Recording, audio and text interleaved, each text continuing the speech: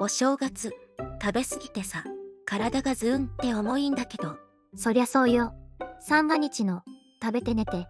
ループは強敵だからね。だって、お餅もおせちも全部美味しいんだもん。食べ過ぎだるさは胃の動きが止まってるのが原因よ。温かい飲み物で再起動しなさい。え、生姜湯とか、白湯でもいいの？まずは胃を温めるのが正月明けのリセット術よ。動くのはその後。